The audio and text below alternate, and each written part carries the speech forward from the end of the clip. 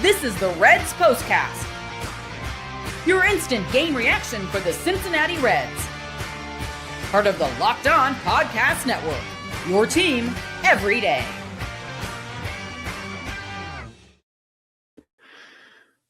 Well, good afternoon, Reds fans, and welcome to another edition of the POSTCAST brought to you by Locked On Reds and the Locked On Podcast Network, your team every day. I'm Tim Daniel. I'm in my second season here at Locked On covering the Cincinnati Reds, and I want to thank you for spending some time with me as we discuss the Cincinnati Reds taking a 1-0 loss leading to a sweep against the Pittsburgh Pirates. Today's episode is brought to you by FanDuel. Right now, new customers can bet just $5 to get $150 in bonus bets if your first bet wins. Head to FanDuel.com to get started. On today's show, we're going to highlight the pitching matchup between the young studs of Braxton, Ashcraft, and Chase Burns. The Reds made some lineup changes today I'm going to dive into. And, well, they lost this game in the 8th inning because the 8th inning was a total disaster. All of that and a whole lot more. And we'll start today with our Locked On Player of the Game. This is the Locked On Player of the Game. Well, Braxton Ashcraft was like, we all know how I feel about the city of Pittsburgh, and all my new friends who decided to come see me yesterday on a regular basis after my comments are here. So kudos. I didn't hear from you guys much last year when you were in last place, but nice to see you guys here this year. Thanks for helping the algorithm a lot. I appreciate it. But Braxton Ashcraft today was pretty awesome. Like, at some point, you just got to give credit where credit's due. He had 7 2/3 of shutout ball with 6 strikeouts. Only gave up 4 hits and had 2 walks, and the Reds couldn't capitalize. On our end, we had Chase Burns, who went 7 innings of no earned runs, 1 walk, and 7 strikeouts. Brought his ERA down to 2.20. These two dudes were awesome. And these two dudes were keeping both batters' boxes completely frozen. Obviously Pittsburgh's got Paul Skeens, and that's something that's really nice. And then they've got Braxton Ashcraft, they got Bubba Chandler. Like, they've got a really good rotation. Like, we all know how much it pains me to say those things, but you got to give credit where credit's due. Where, when healthy, I love our rotation. I love Hunter Green. I love Nick Lodolo. Things aren't looking pretty good right now, though. Chase Burns has definitely been their best pitcher. I think Chase Burns is their best pitcher, even with a healthy Hunter Green, even with the healthy Nick Lodolo. I'm still, taking Chase Burns. It's still, and the thing that's cool about these two teams is that, let's say there was a Reds Pirates short series. You're going to get some dynamic pitching matchups if everyone's healthy. That's way down the road, so we shall see if we'll get there. But today, those two guys were awesome. And those two guys took care of business, and they kept the other team off the board. And it wasn't until Tony Santillan came in and he decided to blow it up. I know Burns let the first guy on, but then they get a double play. And then Tony Santillan has his first bad inning of the year. I'm not mad at Tony Santillan. I mean, it's not his fault that the team blew the 8th inning before he got the ball. We'll talk about that here in a second. But I thought Chase Burns was great today. Braxton Ashcraft was also good. Both of these teams, we're going to have to get used to seeing these guys because we're going to be seeing them for a long time. And both these guys are probably going to keep having outings like this. Chase Burns has been incredible against the Pirates. All of my new friends who like to come stop by here, I'm sure will tell you that they don't love when they see Chase Burns is going to be pitching against them. And the numbers say that exact thing. While we don't love when we see Paul Skeens and, Braxton Ashcraft. We don't like seeing their names either, but those dudes are really, really good. And then it looks like we're going to be getting Nick Lodolo back this week. Looks like he'll be back on Friday. So I'm really excited to see how he's going to look there for that Astros game. Today's disappointing. This weekend's disappointing. I thought the Pirates were the significantly better team all weekend, and the box score says what I'm saying.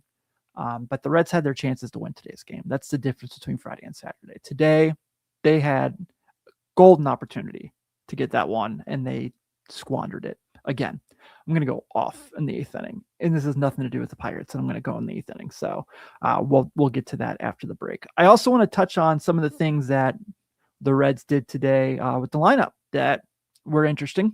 I know Jeff and Steve will probably give you a much deeper dive into this and their thoughts on their show on Monday, but Matt McLain got pushed down to the 9th spot. And realistically and honestly, look, I love Matt McLain. I believe that he's going to be a good player. It was the right move. It was the right move to put him there and putting JJ Bleday there. And I think JJ Bleday there was really, really good. So he really kind of, has become a really nice part in the 2nd spot. It's pretty funny. And I feel like he's going to be a nice addition for this team. Him, Nate Lowe have been really helpful for this team while they've been kind of going through their stuff. But you know what? They couldn't put it together today, and Matt McLain obviously has to kind of get that figured out. I do really think like the TJ Friedel thing, I'm not in love with anymore. I know like people are gonna be like, well, Timmy's been swinging a better bat of late. I can't have him hitting leadoff anymore. I just don't know who you do at this point. But you know, with Ellie not getting any hits today, South Storage really struggled of late. Spencer Steer swung the bat much better. So I think this made a lot of sense. I think at some point I would have found a way to hit Tyler Stevenson over Jose Trevino, but you know, neither happened. So it's, you know, like I said, you never want to see the Reds get swept by a divisional foe, but they were really, really good today. And they took care of business on well, I shouldn't say they were really good today. They won 1-0, but they deserve to win all 3 games. And then, yeah, I mean, Matt McLain today has a chance in the, okay, I need to save it because we got to take our break soon. But in the 8th inning, I'm going to go say some mean things about the Cincinnati Reds. I'm going to keep it family friendly because I like my job, but I'm going to let them have it because that was really frustrating. But I wanted to make sure I got some love there for JJ Bleday getting in the 2nd spot. I really like what he's brought for this team. I don't know if it's going to last. I would like to say yes, I do, but he certainly has shown that he belongs on this team. And, you know, he's a proven big leaguer. I know he's had some up and downs in his career, but he hit really well in AAA this year too. What I don't love is the taking out one 4A outfielder and putting in another 4A outfielder. So if you haven't seen, Rece Hinds was sent down to Louisville today and Blake Dunn was brought up. Yay? Okay. Like, yeah, Rece Hinds can't hit in the big leagues. We know that. Blake Dunn hasn't shown he can hit in the big leagues either. So maybe he will this time. I'm not confident in it because as good as these Pirates team played the Reds, by the way, the Cubbies are really good and the Reds got to go face them for 4 now. So this is going to be something that's really, really interesting to see how the Reds play along with this. But today, where this game really went out of hand was the 8th inning, and I'm not pleased with it. And I'm going to say a lot of things about it. So we're going to talk about that right after this.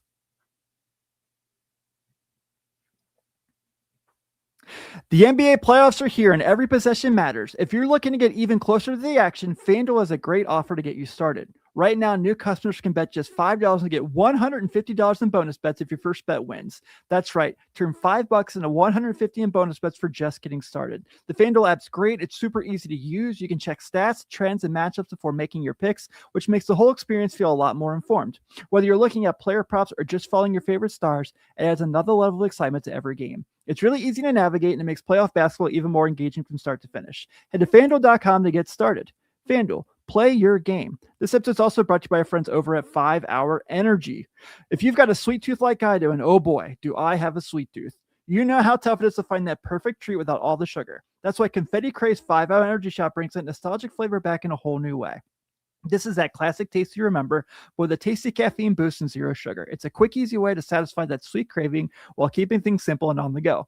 I've always loved birthday cake, but I can't be eating sweets all day. This is that perfect alternative. Confetti Craze 5 Hour Energy Shots taste just like birthday cake, vanilla and buttery flavors to let you be unapologetically extra and unstoppably energized. All cake, no sugar. You can have your cake and sip it too, minus any sugar guilt. I also like how convenient it is. It's just a small portable shot I can grab whenever I need a little pick-me-up. It's become my go-to when I want something sweet without going overboard. The Funfetti flavor is back at 5hourenergy.com or Amazon. Open Confetti Craze 5 Hour Energy Shots today.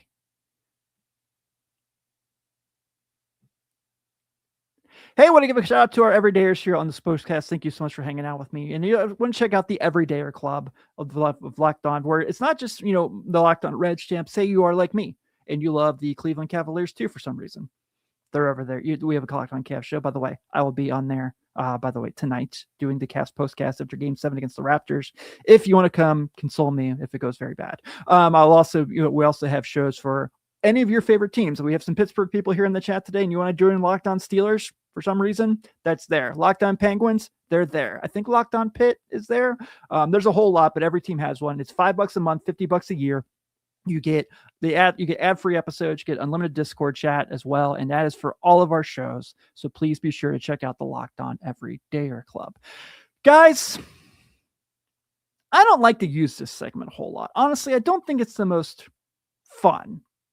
but we got to use it today. Uh-oh, somebody messed up, and it's time to let them know with Who Fudged Up.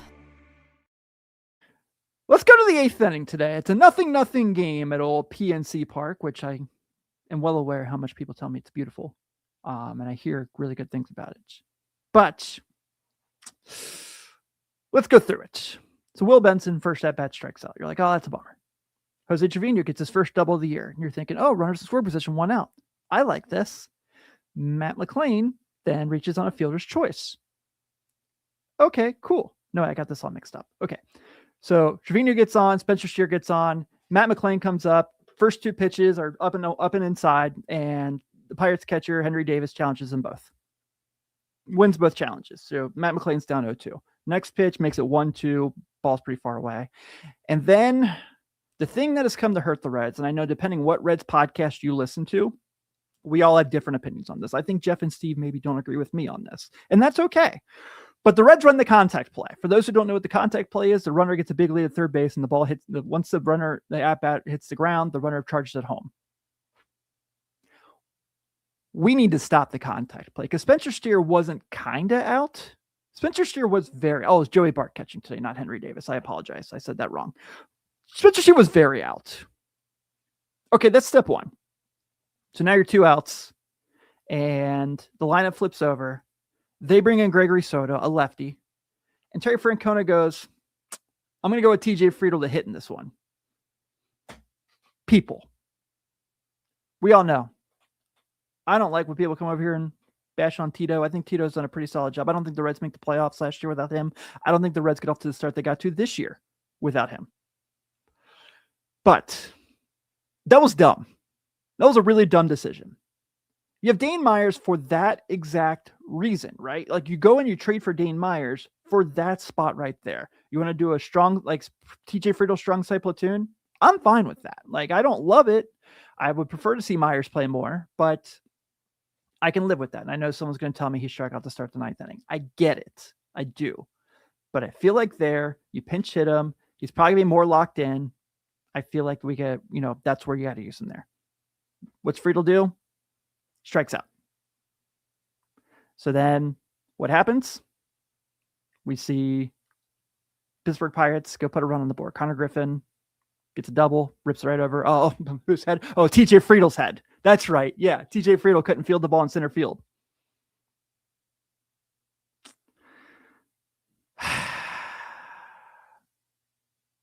Okay. And then we see Pirates bring him in. Connor Griffin gets the roll around. Pirates win 1-0 today. So I know Johnny brings it up here. Friedl just misses a double down the line. I get it. We could have came on here and had a whole other conversation about like, heck yeah. But history says Dane Myers has more opportunities to get on base than TJ Friedl. He walks. He hits lefties better. And who knows? Maybe if he's in center field there, maybe he can run the ball down and get that grab. Who knows? That Connor Griffin ball was hit pretty well. So it was sweet. It wasn't sweet for the Reds. It was really frustrating, actually. But I think today, I wouldn't say Terry Francona lost them the game by any stretch of the matter because the Reds offense didn't do anything. But I would say that the Reds put themselves in that predicament today. So they get swept. You lose. You figured it out. And then now you get ready to go face the Cubs in Wrigley. But today, it's a bummer. The Reds are losers today to the Pittsburgh Pirates 1-0. The Pirates have 1 run on 5 hits, no errors. The Reds no runs on 4 hits, no errors. Gregory Soto gets his 3rd win of the year. Tony Santillan gets his 1st loss of the season. And now we head up to the friendly confines of Wrigley Field in Chicago, Illinois. And Chase Petty is going to be making his season debut, which, yay. Chase Petty has no outing yet in the big leagues. I think he was actually hurt at AAA for a little bit today, so that feels promising. He'll be going against the Cubs' brand new starter, Edward Cabrera, who they got from the Marlins this offseason. He is 3-0 with a 3.06 ERA. First pitch will be at 7:40, and then we will be going on probably about 10 o'clock or so. But everyone, thank you so much for hanging out with me today. I am Tim Daniel. Everyone, thank you so much for spending some time. Have a great rest of your Sunday. Like I said, I'll be on Locked On Cavs tonight, hopefully celebrating a Game 7 win over the Raptors if you want to come hang out then as well. But we shall see. Have a good evening. Go Red Legs. I'll see you all tomorrow.